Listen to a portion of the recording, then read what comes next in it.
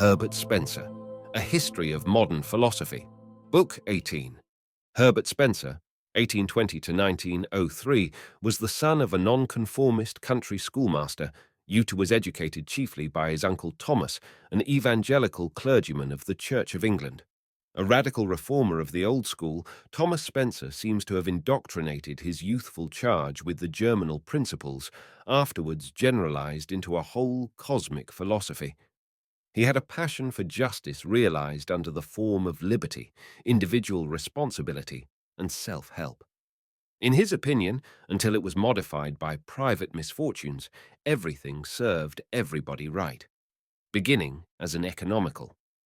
Administrator of the new poor law, he at last became an advocate of its total abolition, and alone among 15,000 clergymen, he was an active member of the Anti-Corn Law League, besides supporting the separation of church and state.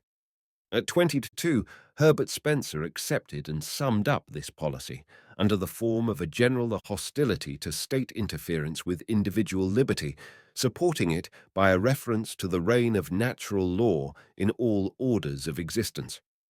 In his first great work, Social Statics, the principle of laissez-faire received its full systematic development as the restriction of state action to the defense of liberty against internal and external aggression, the raising of taxes for any other purpose being unjust, as is also private ownership of land, which is by nature the common heritage of all. Spencer subsequently came to abandon land nationalization, probably from alarm at its socialistic implications. The doctrine of natural law and liberty carried with it for Spencer a strong repugnance not only to protectionism in politics, but also to miracles in theology. The profession of journalism brought him into touch with a free-thinking set in London.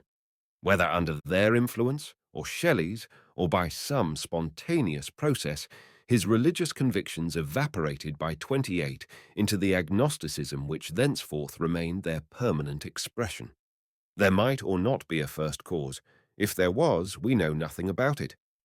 At this stage, Lyell's attempted refutation of Lamarck converted Spencer to the belief in man's derivation from some lower animal by a process of gradual adaptation.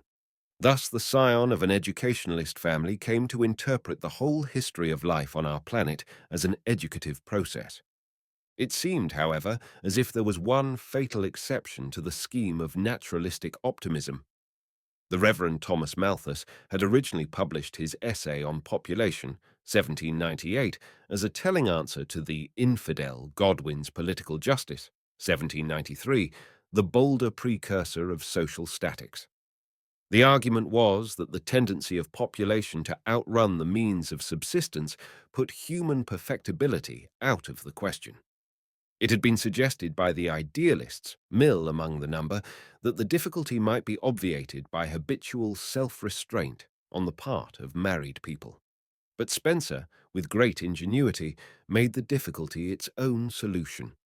The pressure of population on the means of subsistence is the source of all progress, and of progress not only in discoveries and inventions, but also, through its increased exercise, in the instrument which effects them, that is, the human brain. Now it is a principle of Aristotle's, revived by modern biology, that individuation is antagonistic to reproduction, and increasing individuation is the very law of developing life, shown above all in the growing power of life's chief instrument, which is thought's organ, the brain. For, as Spencer proceeded to show in his next work, The Principles of Psychology, life means a continuous series of adjustments of internal to external relations. Therefore, the rate of multiplication must go on falling with the growth of intellectual and moral power until it only just suffices to balance the loss by death. The next step was to revive Laplace's nebula hypothesis and to connect it through Lyell's uniformitarian geology with Lamarck's developmental biology, thereby extending the same evolutionary process through the whole history of the universe. Nor was this all. Milne Edwards, by another return to Aristotle, had pointed to the physiological division of labor as a mark of ascending organic perfection, to which Spencer adds integration of structure as its obverse side, at the same time extending the world law, already made familiar in part through its industrial applications by Adam Smith, to all orders of social activity.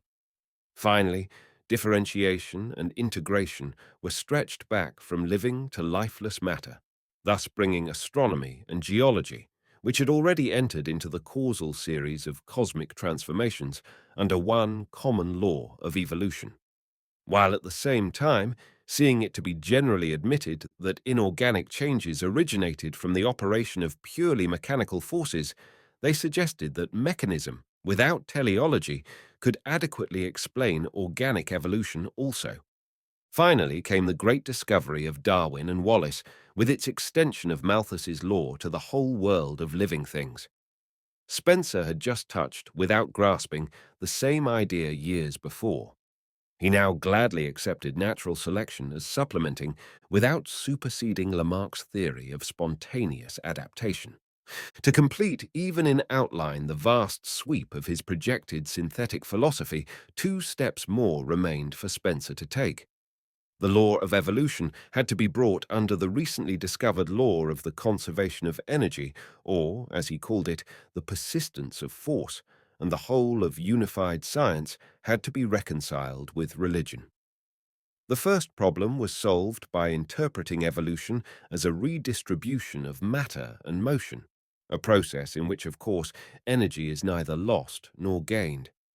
The second problem was solved by reducing faith and knowledge to the common denominator of agnosticism, a method that found more favor with positivists in the wide sense than with Christian believers. Herbert Spencer was disappointed to find that people took more interest in the portico, as he called it in a letter to the present writer, that is to say, the metaphysical introduction to his philosophical edifice, than in its interior. He probably had some suspicion that the portico was mere lath and plaster, while he felt sure that the columns and architraves behind it were of granite.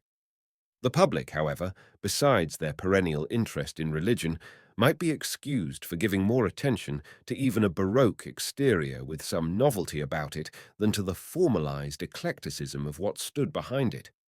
Unfortunately, they soon found that the alleged reconciliation was a palpable sham.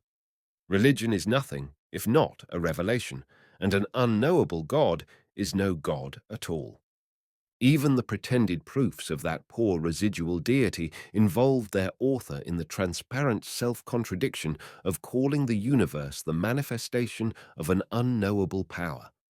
Then the relations between this power, such as it was, and the energy, or force, whose conservation, or persistence, was the very first of first principles, seemed hard to adjust.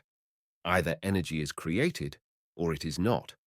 In the one case, what becomes of its eternity? In the other case, what need is there to assume a power, knowable or not, behind it? Science will not shrink back before such a phantom, nor will religion adore it. Such faulty building in the portico prepares us for somewhat unsteady masonry within, and in fact none holds together except what has been transported bodily from other temples. In the past history of the universe, considered as a rearrangement of matter and motion, disintegration and assimilation play quite as great a part as integration and differentiation.